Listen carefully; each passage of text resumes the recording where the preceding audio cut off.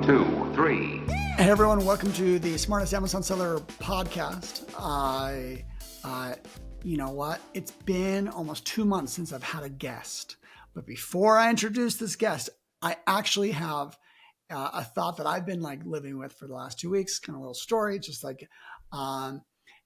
been selling on Amazon for a dozen years, and one thing that the way that e-commerce works today is generally through images. It's a creative thing. There's design involved, but a lot of Amazon sellers, they're not creatives themselves. They're not the designers. But so what does that make you? If say you're not a designer, you're a CEO, or maybe you're a junior level marketer or whatever, your judgment on what is good design actually leads the way. You're leading a designer. And so we're going to jump into some interesting things that are very related to image design. And even if you're not a designer, you need to be able to find out what's best out there. You need to be leading that charge. You need to be able to tell your designers, I want it in this way. So I have been watching this guest on LinkedIn kind of do a masterclass on how to improve images. And one series he did was he would take a product that from Dove, a major retail brand, and make their image better in 2 minutes on a video in Canva. And I'm sitting back annoyed because I'm crap, I can't even do a Christmas card in Canva, which I actually did, but it's not very good. But to watch him do it so quickly, I'm like, oh my goodness, my products, they still suck. And so this guest, John Aspinall from PickFu, is pushing the envelope in making these best ideas regarding making your product resonate and get clicks and all that good stuff on Amazon. And so that's what we're going to talk about. I saw he was doing such a good job. I had to break my 2-month stint with no guests, and here we are. We got someone. So John, welcome. Thanks. I feel good that I've broken your fasts with images, with CTR. So it feels good to kind of steal that from you. Yeah. Yeah. So one thing that I think is super interesting is that you had talked about is that, there's designers out there, right? There's graphic designers out there, and then there's merchandising graphic designers. So there's a very big difference with someone who's a graphic designer versus someone who knows merchandising. And then when it comes to something like Amazon, that's a marketplace, when you're a regular graphic designer, sometimes that doesn't cut it, right? Because you're designing for your Shopify website, you're designing for your company's branding, your packaging that's in brick and mortar stores. And a lot of what I talk about is very controversial and contrarian because they're like, oh, that goes against brand guidelines. Oh, we can't do that. Oh, that's against Amazon's terms of service. But it's really not. And what you have to do is your main image has to tell the whole story to get the click. Your main hero image should stand alone with any question that someone has and that they're clicking on it to get more information. Absolutely. If you don't, let's just start at upstream, the click leads to everything else that you might want. Let's say you've invested in graphics in your secondary images. Let's say you have videos. Let's say you have A+ content. None of that goes to benefit if you aren't getting clicks. In fact, you have to spend more on ads if you are not getting clicks. So I like that you use the word merchandising. I think we think of that as just almost like a clown. No, like a circus, merchandising, like a circus retailer's kind of a feverish dream. But really as you kind of define it, it's just it's optimizing. It's optimizing for the retail outcome that you want. Yeah, traditional merchandising in the old school way of thinking about it is kind of like what you said, right? It's like a brick and mortar retail store, the storefront window, and you're taking the products and you're making them look enticing for someone to walk in to make the purchase. Just imagine if you had a storefront that they had no window display, they had no merchandising. When you walked into a store, there were no mannequins wearing the items. They were just laid on the counter and you had to pick it up and see if you liked it or not, right? So Mm-hmm. think about that main hero image being the 2.0 merchandising from a brick and mortar store. It has to tell that story. And a lot of brands, you brought up like advertising, a lot of brands don't focus on this because if you're a supplement, and let's say you're a gummy and you're blueberry flavored, if you're not putting it out there with a blueberry next to the bottle, that it's paramount that this is blueberry, and you're running ads against it, and I don't know that it's blueberry and I hate blueberry, and if I click it and I land on your PDP and I'm like, oh God, this is blueberry, I hate it, I'm going to leave. You're not going to get conversion. You're going to get a higher ACOS, higher TACOS, and wasted ad spend. So it behooves someone that's running ads to tell that story crystal clear. Interesting. So tell us, I know there's some tried and true tactics. I've talked about a few on this podcast, but I just want to hear it from your perspective because it feels like that 2024 has turned into the year of click-through. Mm-hmm. It seems like subjects have changed, and maybe I covered click-through like 2 years ago, but like, oh no, it's come back in a big way. The techniques are only going further. So, am I right? Do you feel like it's kind of been like a? Yeah. So it fell off for a little bit, and people were really focused on ads, and then SEO, and then conversion on the PDP, but with very commoditized items coming in, especially with a lot of newer brands coming on thinking that Amazon's passive income. I can buy something from Alibaba in China and I can make $1 million sitting on the beach. But they don't realize that that same milk frother that is coming from China, that you're using the exact same image that China's using themselves, that 30 other people are using. So how are you standing apart from that? And people are not understanding. They are now. They're getting it, right? And the crazy part is that China Direct used to compete solely on price, right? And their images were terrible. They didn't really do A+. It was broken English. China has really stepped their game up, and they're tripling down on merchandising. And if the US market, meaning US sellers, aren't keeping up with the Joneses, you're going to lose. And that's why the focus really has been on click-through rate a lot, because China's getting better at it. Really? So, now give me a few specifics. What are they getting better at? What are the best techniques to make sure that you're like, you have some awareness. Tactics like best practice. Yeah. So you always like take anything, supplements, something that you're eating, consumables, drinks, anything like that, home goods, kitchen goods, anything that comes in a box. I think a lot of Amazon brands and sellers are afraid to show the box behind the product because they think that's against Amazon's terms of service. Funny story is there's nothing in Amazon's terms of service that says anything about images. Images are within image guidelines. And within image guidelines, you can show the box if it plays importance into the features. And who's to say what plays importance to the features besides you? It's your brand, right? So a lot of people are not putting a box behind a product. So, for example, I have beard oil here that someone sent me from a call, and this is not plugging them, but they would not put a box behind it. They just put this beard oil and that's it.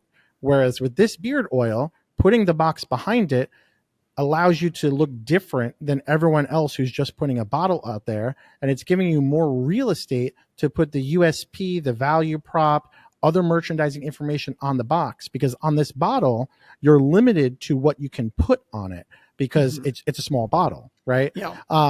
The other thing too is that a lot of these large CPG brands that are brick and mortar stores, one that I talk about ad nauseum is La Roche-Posay, and that's a high ticket skincare that has $1 million listings, and they're a high price point. They're about $45 to $60 on average.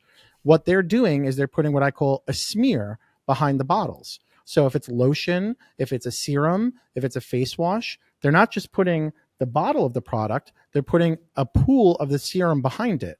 What is that doing? That's giving transparency. People want to see what it looks like. So if you're selling anything that's a face cream, a lotion, deodorant, Old Spice, Dove, you had mentioned before, Dawn dish soap, these are guys that are billion-dollar companies, right? Odds are most likely being sold by resellers and flippers and stuff like that. But the main person, the main vendor central offering that has that, the people in charge are merchandising this really, really key. So showing the packaging behind it, showing the value prop, showing post edits if it's made in the US. This is a huge search on Amazon. I'm sure you know this, right?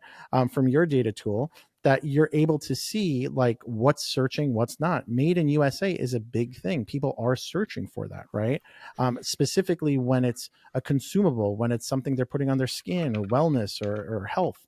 So not showing something is made in the US to just assume that, hey, they don't care about it. And that's where PickFood comes in, where you're testing those iterations to see like, yeah, it's important. So recently I did a test on a medicine pain reliever called Genexa. And Genexa is a child's version of Tylenol, but they don't have any dye in it. And it's made in the US.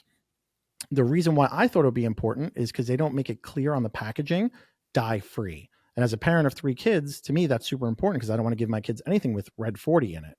Now, I did a test on PickFood. I put an icon that said, in Canva, like you were talking about, I put dye free on one and I put made in the US on the other. And I targeted parents with children under the age of 10. And I thought slam dunk between no icon with made in the US, icon with dye free. The icon with dye free is going to resonate with parents. Boy, was I wrong. And that's why it's important to test this kind of stuff. By a landslide, made in the USA was the winner, even over the one that had no icon, because people were like, if I'm putting that in my body, if I'm putting that in my child's body, I need to know that it's made in the US.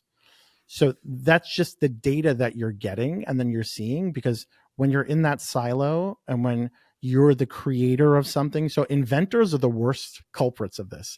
If you've ever invented something, it's all in your head and you're sitting there like, yes, I've developed this and it does this and it's amazing and it fixes this and it does your laundry and it watches your kids for you. It's amazing. It's the world's best. It's a cure for cancer. But then they don't realize that not everyone is living in their heads, and they put it out there, and they're the biggest culprits for having the worst listings, because I'll look at them and I'll say, well, what does this do? Does it solve? Yeah. Don't you see that it solves this? Like, no, I don't. Like, it has to be known. No one's living in your head. No, that's totally true. It's such a different skill set to make a unique product and then understand, how is this actually going to sell? What are people thinking when they're buying? I wrote some notes. I was like, okay, I got to search this made in the USA. I want to kind of do some analysis on how many people type that in with their search term. And you know what? There's no reason that they still wouldn't get served Chinese products. It's not like Amazon is going to serve exactly that. They're going to serve what people buy. And that's why it's important to put, when you look at like your title, and I always tell people, do not use PickFood. My bosses might kill me for this. I said, do not use PickFood to A/B split test your title. Because in reality, images are for humans. Text in SEO is for the bots and the algorithm. So I don't really care if the mom and pop, person in Ohio likes how this title is written versus this title is written. I'm writing the title for the search, right? So never, in my opinion, test that, because they might say they like it, but the algorithm is a different thing, right? But if you're looking at the hierarchy of a title, made in USA, really shouldn't be towards the front end. It should be towards the tail end. So when you're shopping on mobile and it gets truncated, that's not super important as long as you have it in the image. You want that in there somewhere for the search term, but you want to have it on the image for the actual person to see to make the click. Interesting. Um, well, so as you were talking about like these different things, like one thing that the packaging or like the product out in front, it creates this 3D effect. In fact, I'm pretty sure I saw our photographer once upon a time. She put some like bamboo, like I think it was like a consumable, but they put like a bamboo like backdrop of just like, I don't know, a plant or a little bamboo plant. I don't know. They just made it 3D. Yeah. It was in like an accent. I've actually seen people put like a little mint leaf and like. Yeah, well, the thing is, that's important for flavor, right? For flavor prop. So if you're a mint, I was recently talking to a brand that was. But what if you didn't have a? What if you're not a consumable or whatever? You just still put like a little mint leaf just for accent.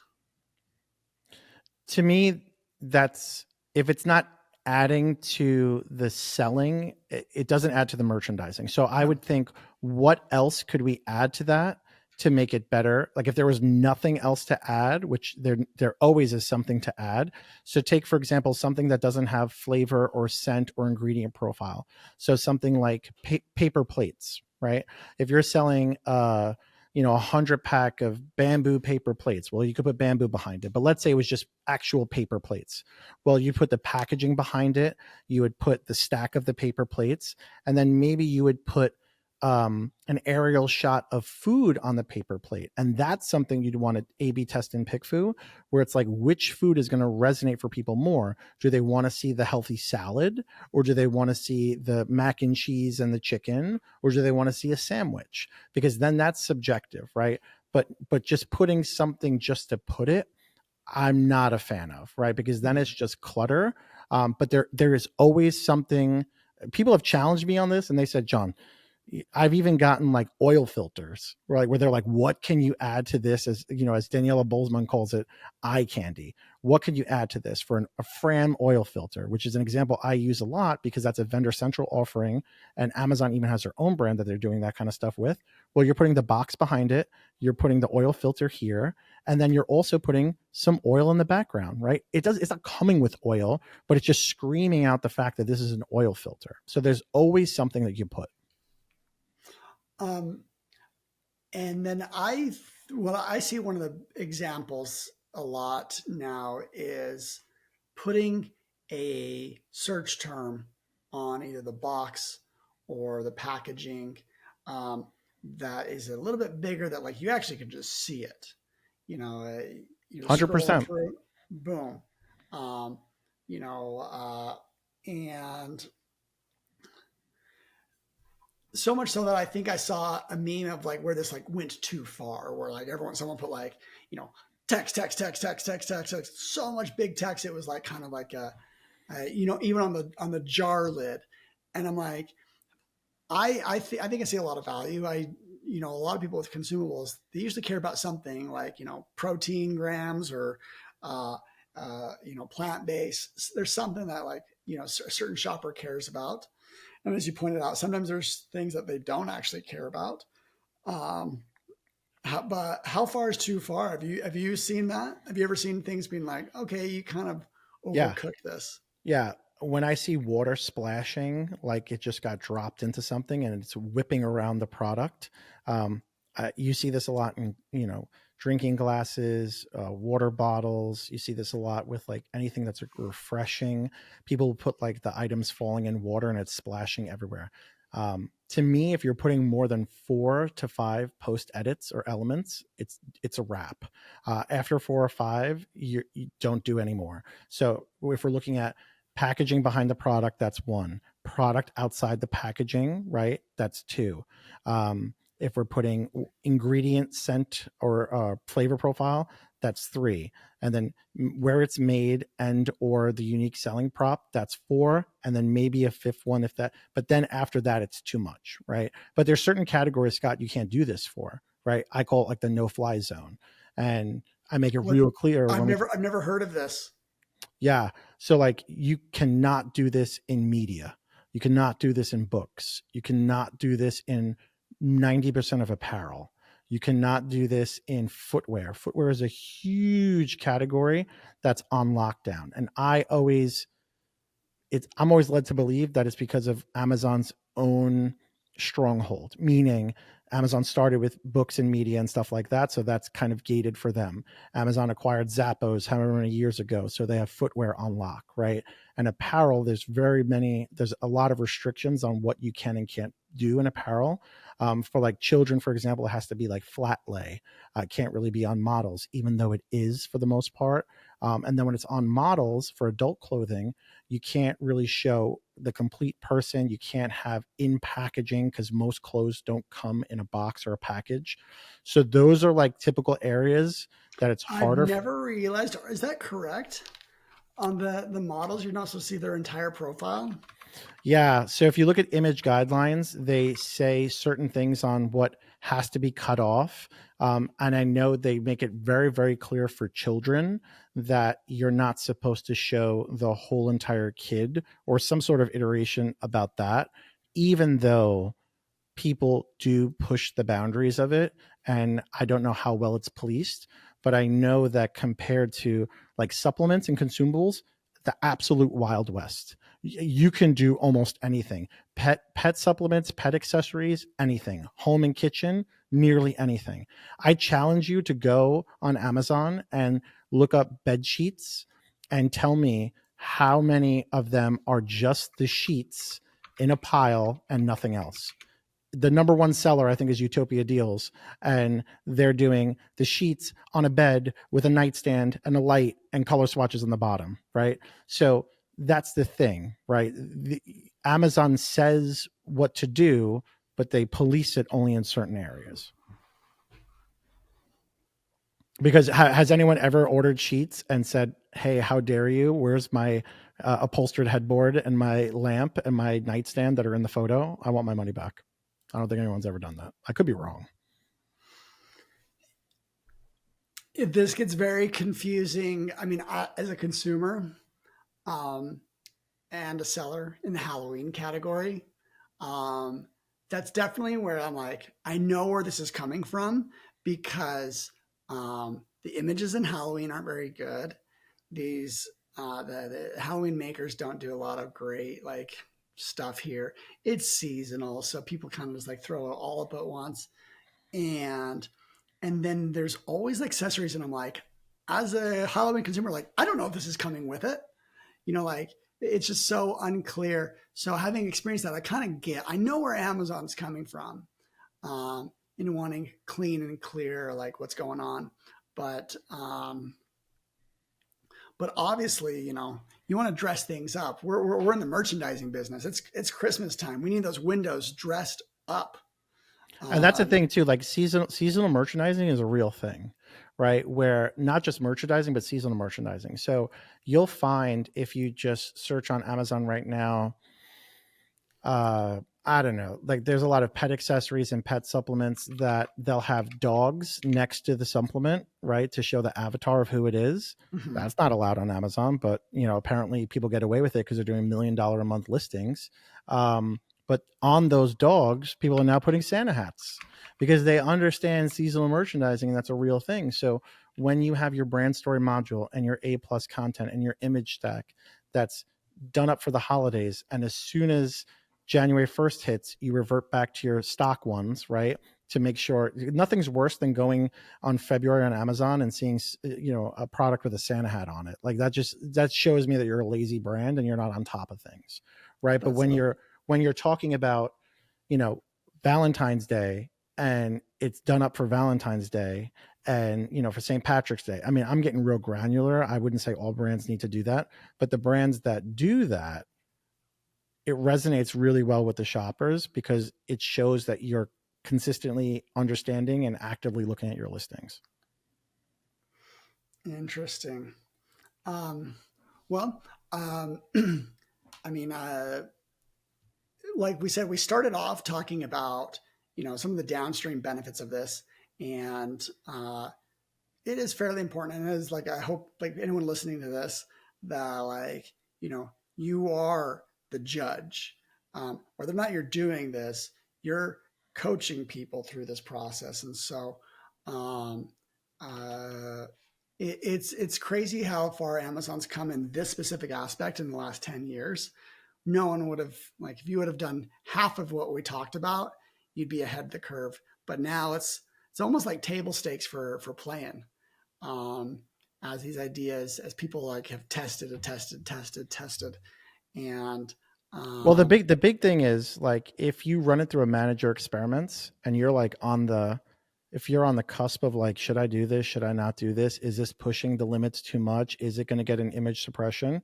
If you run it through manager experiments and it's accepted, you're good. If you run it in an ad and you start running sponsored ads against it and it's accepted, you're good. Amazon's never going to accept something that's going to then get an image suppression. And if you run something, and if you don't want to do that and you just want to run it and push the pedal to the metal, what's the worst that can happen? The worst that can happen is you get an image suppression that's fixed in 2 minutes. Just revert back to the old image. Too many people are gun shy or trigger shy with that. And there's a risk reward, right? What's the risk? What's the reward? The reward is more click-through rate, more sales. The risk pales in comparison. The risk is an image suppression that's fixed in 2 minutes, maybe quicker if you're a fast clicker. Cool. Well, this is like super great information. I really think that John is worth a follow. Hit him up, and just watching someone improve a major product in like 2 minutes is inspiration enough. And so you've got some great content you've been creating, and so which pushed me to break the fast. So John, thanks for coming on the podcast and sharing everything. I understand that you guys have a playbook on main image optimization. Yeah. So wherever it's getting publicated, I'll published. I'll give you guys the link so you can have that and post that out. But yeah, on pigfu.com, we have our main image optimization playbook where it's guiding you step by step. Because a lot of folks ask us, John, I follow you on LinkedIn. This is great, but how do I do all this kind of stuff? Like, what test do I do first? What test do I do second? What do I then do here? And we give you all that kind of stuff step by step because a lot of folks are saying, oh, well, how do I optimize my A+ content? Well, how do I optimize my brand story module? Well, that's a little bit cart before the horse. You can optimize so you're blue in the face for the brand story module. How much of a lift is that going to give you? Minimal, right? Yeah. You want to have it, you want it to be good, but the main hero image is what's really going to move the needle. And we really want to focus on where we can be the most impactful, because if you sat there and PickFu's so quick that you're getting feedback less than 30 minutes. So if you're running 3 polls in the series that we're talking about, under 2 to 3 hours, if you have an in-house graphic designer or you want to do Canva yourself, under 2 to 3 hours, you can make a monumental change in the landscape of your business on Amazon. Totally believe it. That's awesome. Okay, John, thanks for coming on. Everyone, that's today's pod. Stay tuned. You know what? We got another pod coming next week. That's what we do. All right. Broke that fast. There you go. Thanks. Take care, everyone.